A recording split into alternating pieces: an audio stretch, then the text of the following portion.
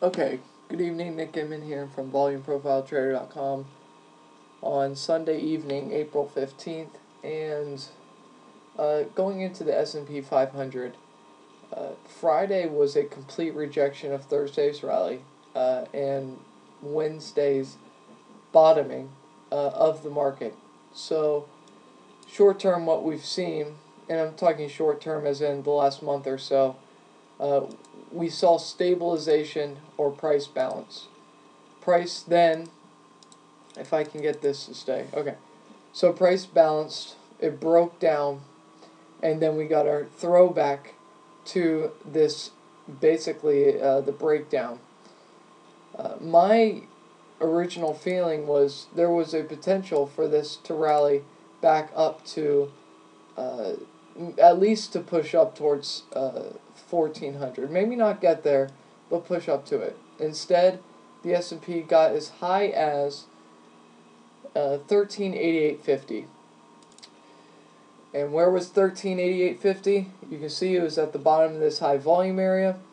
It was also, if I delete the line, you can see this purple line back from the week. It looks like the first week of April. It was the value area low, literally on the print, on the tick, touched those highs and were rejected. So a little bit of disappointment, and from there, what we've seen was basically what I was looking for on Friday was some type of stabilization around the 13, basically where this support was on at the beginning of the week. Was expecting it to hold, or was looking for it to hold, I should say, and when it didn't, when the selling pressure started to increase, just had to basically ditch positions that weren't worth holding.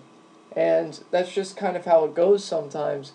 And in these circumstances, I was on the wrong side of the trade, but the point to make is you fix that and you fix it quickly. So the S&P 500 appears to have more downside. Now, with that said, if you're looking at a one-year chart, we should have support.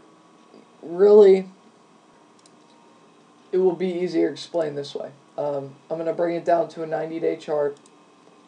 And what I want to say is we could potentially have support right here. We have the point of control for the 90-day period here. If we break these levels, then you look back down to the closing the gap from Wednesday to Thursday. So you close that gap. Then you kind of look, in my opinion, down to this 1348 to say 1337 level, and you look for some type of support down there. That's your next high volume area. You can see that was where the most recent low was. You have a gap from that level, and you know people, or I should say big money, likes to close gaps. So that's just something worth noting. Now, with that said, you also have gaps from higher levels. So perhaps that gives you the indication. Maybe we'll touch somewhere around these lows and then push higher again, if that's your belief, of course. So what I'm going to say is you look for a bounce. You can see in April these lows right here, they matter. So you'd be looking for a bounce here. If we get a bounce here, your expectations for any potential upside would be around 1380. That's actually a pretty decent range and tradable. Now it's short term, and you have to realize that. Basically what we're seeing is the market become more volatile. It's not this nice uptrend that we once had. We're definitely going down for right now, or I should say, right now we have a down or a sideways market with right now a short-term downside bias. So, plain and simple, you look for a bounce somewhere at these levels. If we don't, then you look at the gap from what was it, Wednesday? Whatever day it was, 1359. Let's call it 1360. Make it easy, right? And then you look down to 1350 to say 1335 on the S&P. And these aren't exact numbers, but I'm making them broad so you can write them, and it's not really confusing. The low from, let's see, back last in March was 1338.50. So that's, that's kind of what you're looking for as a potential bottom. From there, you will fall down. You will slice through this volume. You see we have a gap from, I remember that it was a jobs number that led to this. We held those lows, and that's just something worth noting. But if we break down that, I would really be looking for a trade down to 1306, 1305 or so in the S&P. That's where your next high volume is. But you have, the volume up here is more significant, so that's just something to be aware of. Okay, the NASDAQ, after this nice uptrend, what we've seen is a break of trend. Similar to the S&P, we got a throwback basically to where this, and you can see how important this level was.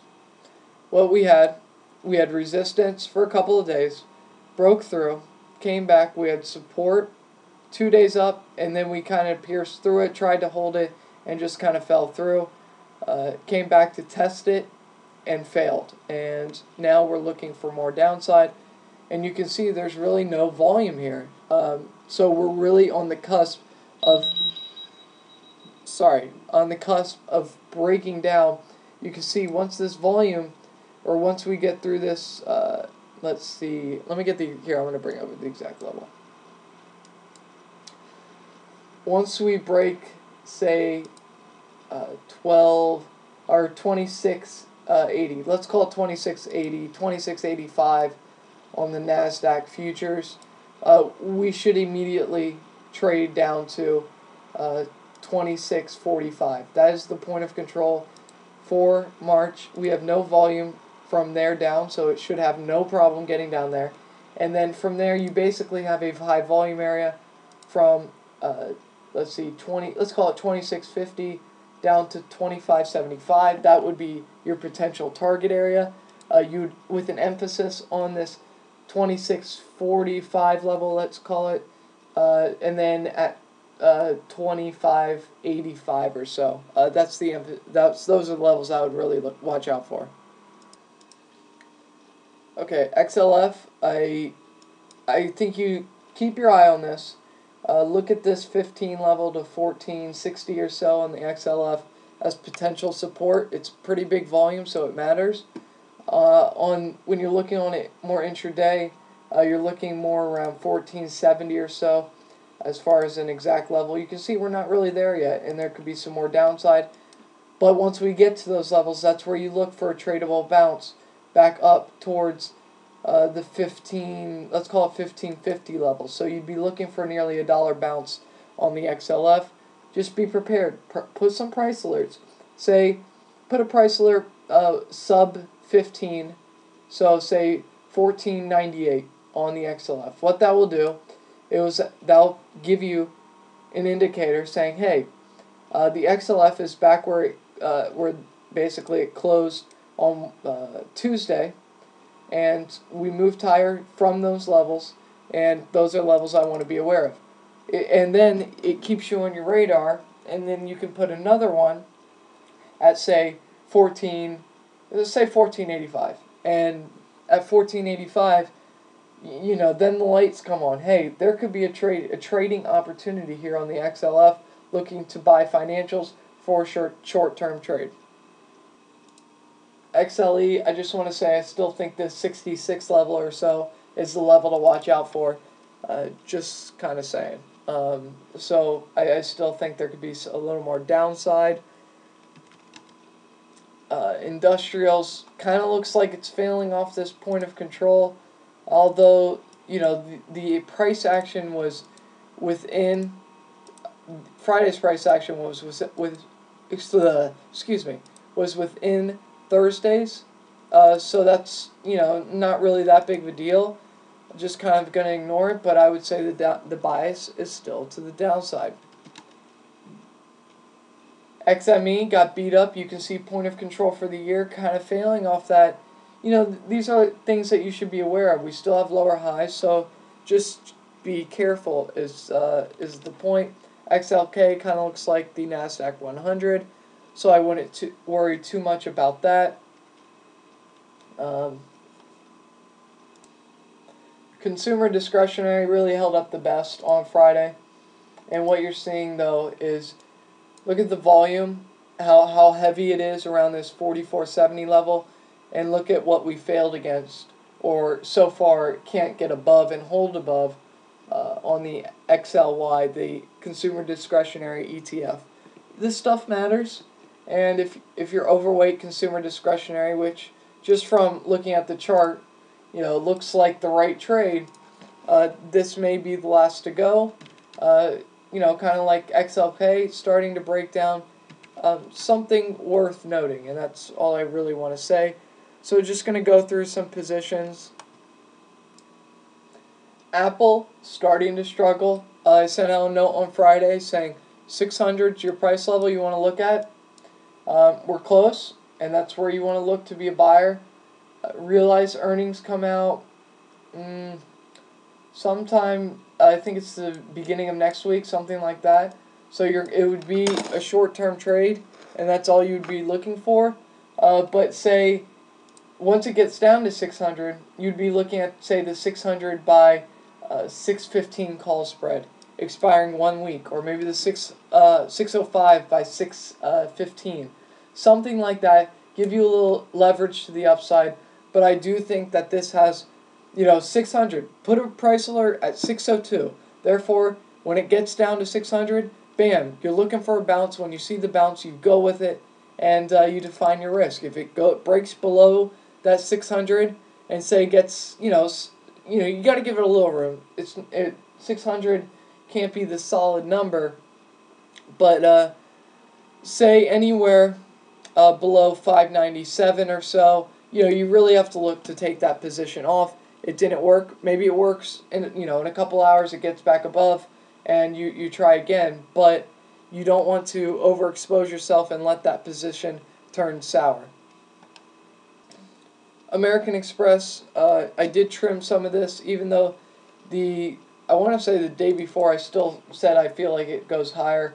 I just had to, thought it was necessary to take some profits, and that was one place where I didn't have a problem raising cash.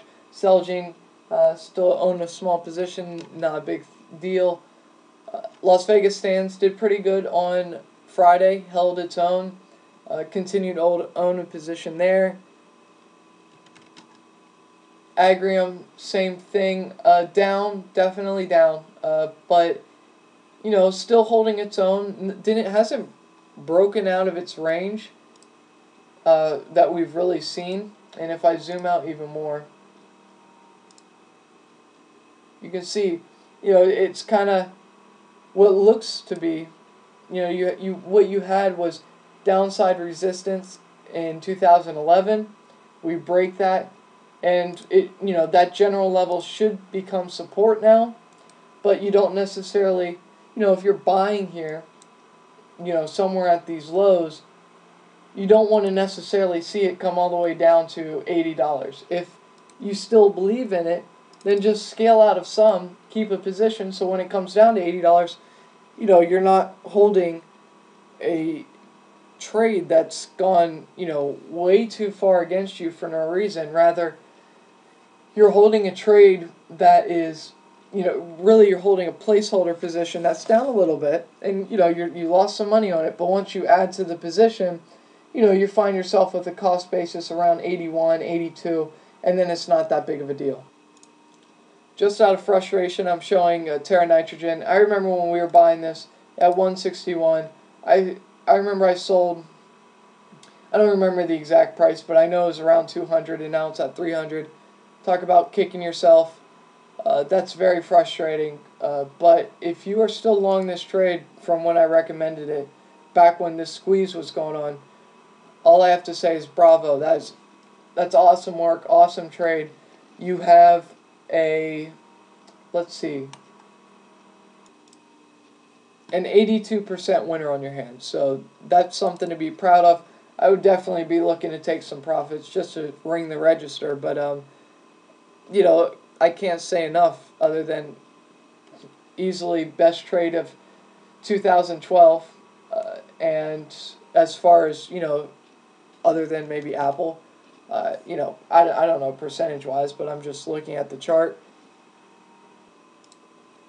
Walter Energy, keep an eye on this. It held its own on Friday.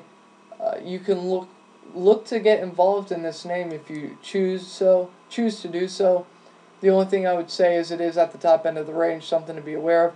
However, it's closing strong, and this is its strongest close in the last, let's see, really since the beginning of March. And that's just something worth noting. I'm just bringing up some other names. Price or Patriot Coal, no, I would stay away from this for now at least. However, there's pretty good volume here, not enough for me. I definitely like Walter more because Walter is holding these lows, something worth noting. And you could also say, maybe we're going to get a pop here in the coming weeks. And, it's just something to be aware of. Alpha Natural Resources, no, this is not something you want to be a part of. There's a lot of pain in this chart, and there's no reason to play it for the long side. So let's move on. CSX held in there, only down about 0.5%. Want to see it push a little bit higher. Kansas City Southern did even better, and it's basically at a 52-week high. So maybe if that's one you want to play instead. I know the growth rate's better, and so as far as a potential winner, at least you're buying one within an uptrend here, whereas CSX, you're kind of looking for a breakout to recapture these highs. Gold, still pretty weak, and the trade has been to sell into strength. I'm not necessarily going against the gold uptrend for now. I still view this as sideways consolidation. However, you can't deny the fact that this is, still continues to be weak, and there's nothing too positive about it right now. But in my belief, I still think it's a trade that overall, over the long term, you want to stay long. Oil,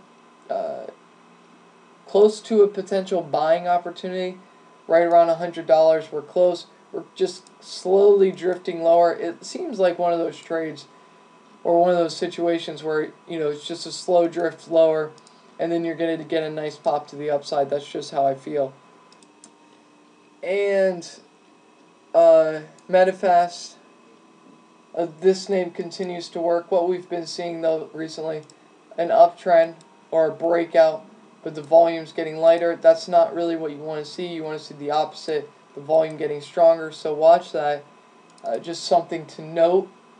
And you just want to kind of continue to see it rise. Maybe you want to keep a stop under the intraday lows and go from there. So that's just something, to point out. Last name, Tech Resources, at the top end of the range. What you want to see is it to hold the middle of the range and eventually move higher. So what we've seen, though, is that's a positive, is this what appears to be a potential trend line. Let's see if I really get it accurate. Well, if you really get it accurate, it's still within that trend line. So what you want to see is basically the 35 level hold or so. If it doesn't, you may see more downside. You can see clearly there's momentum to the downside. So what you're doing here is you're saying, okay, this is pretty much a value play, and you're looking for a turnaround in Tech Resources, which kind of goes along with copper, which looks like it's in a free fall, but it's falling away from the point of control. You can see how this works. So you have a major consolidation and then a breakdown, and then you can easily sell on any strength. And when I mean sell, I mean go short. That's why I put on the Freeport trade. You put spread, but it's kind of sticky down here on Freeport, so I went ahead and covered it. But similarly, Cliffs Natural Resources, this is a trade, or this is a situation where you kind of just draw some lines and you say, hey, when it gets out of this congestion, maybe I'll buy, maybe I'll sell, but right now this is way too messy and it's not worth it.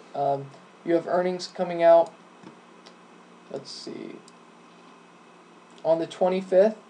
So that's something to take note of, and you're failing against the point of control. So really, that's it.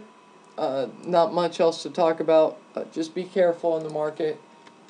It's kind of sticky right now. There's not a lot of opportunity. When the trades only last a day or two, that's when the market gets choppy. That's how it was when we were in this trading range, or this time. All right. Here's a lesson. This market, or I should say, this past trend, is not this.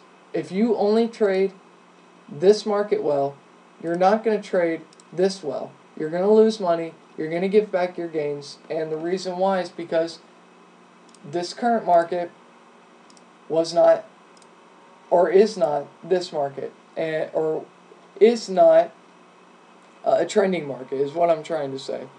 And you have to trade accordingly. Your strategies have to change, and it's something to be aware of.